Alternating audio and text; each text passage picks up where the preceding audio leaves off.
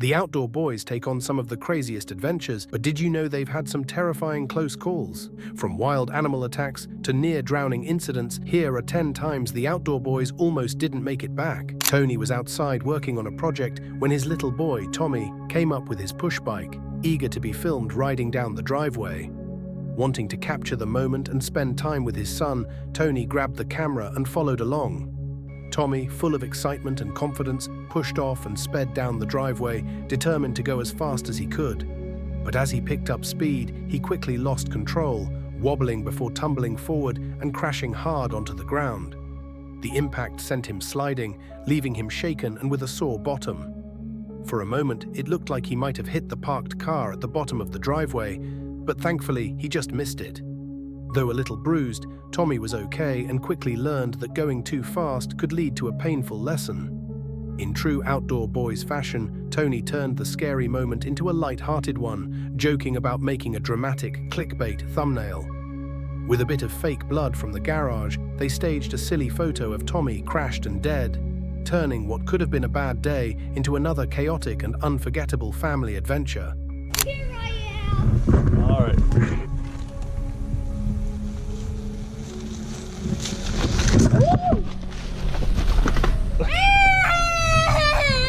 Tommy, you okay? No, I want to. Well, let me take a look at your bottom, okay? Let me make sure it's okay. Let me see. Look. Oh, there's a huge crack in your bottom! Get it? There's a big crack in your bottom. It pulled it out and threw it in the trash can. Oh, Mom's worried. He just crashed a little bit, just hit his bum on the ground. Yes. Just give it a bruise. All right, Tommy, why don't you talk to the camera? Why don't you tell us what happened? Well, The outdoor boys have tackled plenty of wild adventures, but one of their closest calls came when they decided to catch a massive Burmese python in the Florida wilderness. They had been searching for invasive snakes when they suddenly spotted a huge one slithering through the brush, its thick, muscular body stretching nearly 10 feet long. The excitement kicked in immediately as they debated how to grab it. But as they moved in, the situation became more intense than they had expected.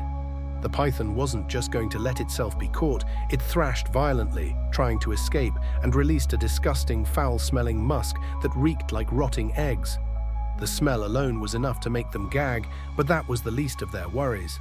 The powerful snake coiled around one of them, tightening its grip dangerously, and for a few nerve-wracking seconds, it seemed like it wouldn't let go.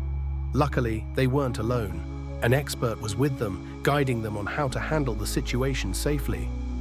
With his calm instructions, they worked together to pry the snake off before it could squeeze any harder. Even then, the python fought back, its sheer strength making it difficult to control. After a tense struggle, they finally managed to stretch it out and secure its head and tail. It was only then that they realized just how massive the creature was, nearly 10 feet long and weighing over 30 pounds.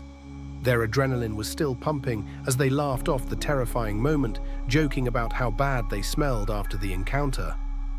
"When you smell like snake butt, you've had a successful day," they said, relieved that they had escaped unharmed. It was an adventure they wouldn't forget anytime soon, a thrilling but dangerous reminder of just how unpredictable the wild can be. Its tail is right here, so we might have to jump on it. See? All right. Oh, I see that. All right. Is it down in that? Oh, I see it.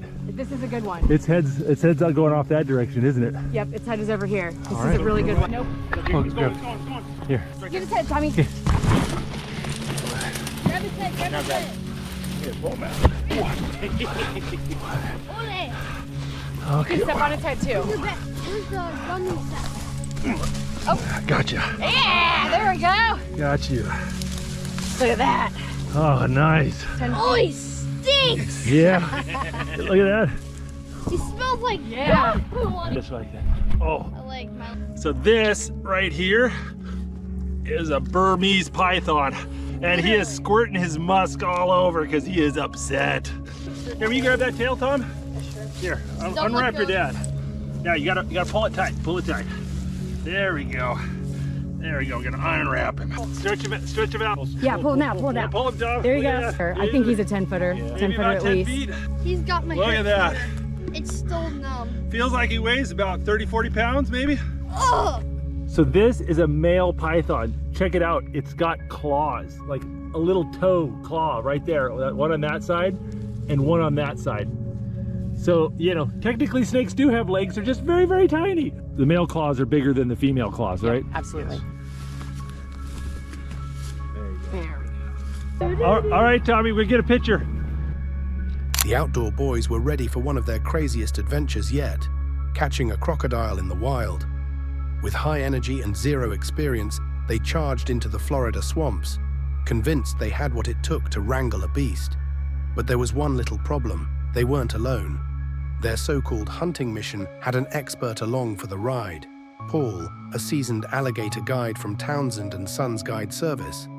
At first, they thought having Paul there would make things easier, but they quickly realized it just made them look even more amateur. As they scouted the water, Paul effortlessly spotted massive gators hidden beneath the surface, while the boys struggled to even tell a log from a reptile. With each failed attempt to snag a gator, frustration set in.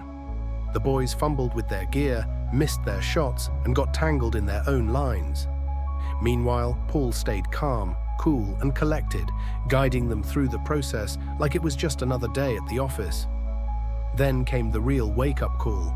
One of them, a little too eager, stepped forward to get a better angle, only to misjudge the depth of the swamp.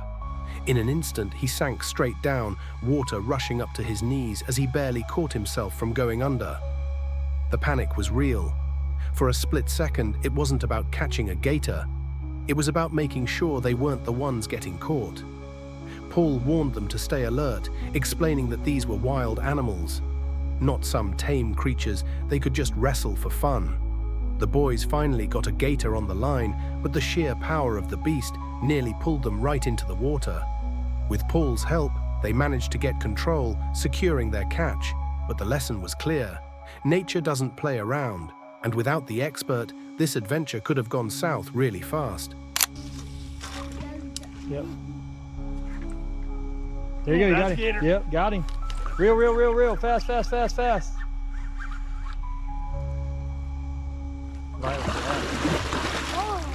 same thing with the surgeon dad would like pull him back and help.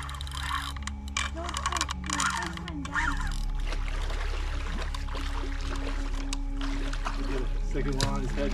We're gonna try to get a second hook in him just to make sure he doesn't get away and to help get his head up out of the water. All right, buddy, pull up. You pull that. Don't let it go. Got him? Well, there we go. We got ourselves a gator. Man, that guy is fat. That is a fat tail. Yes. I think he... Look at the size of that tail. No, That look is at- huge. Also, look at the meat on this thing. This big boy. Oh, he's moving a little bit. There we go. Got him. All right, we got a gator in the back. The lives of the outdoor boys are anything but ordinary. While most people spend their days in safe, predictable environments, these guys actively seek out danger.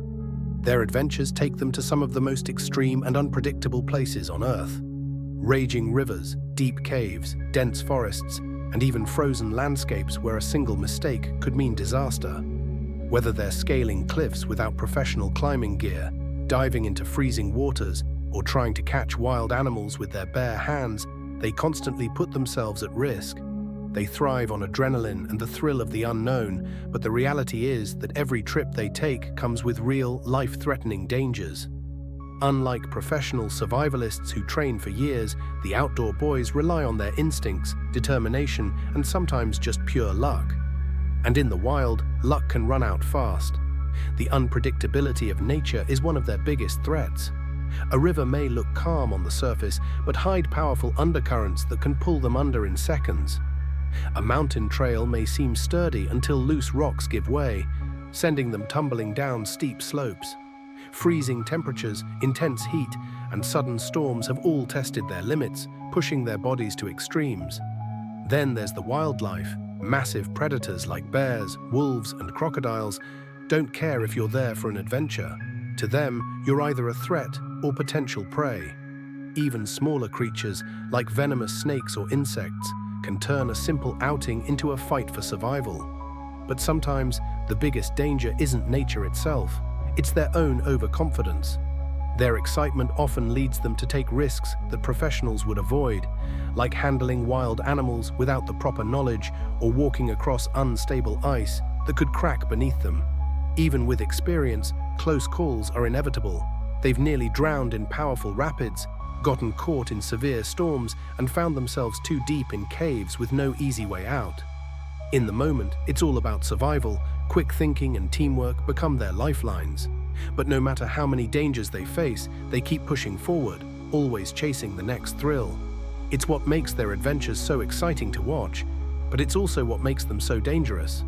One wrong move, one unexpected turn, and any adventure could become their last.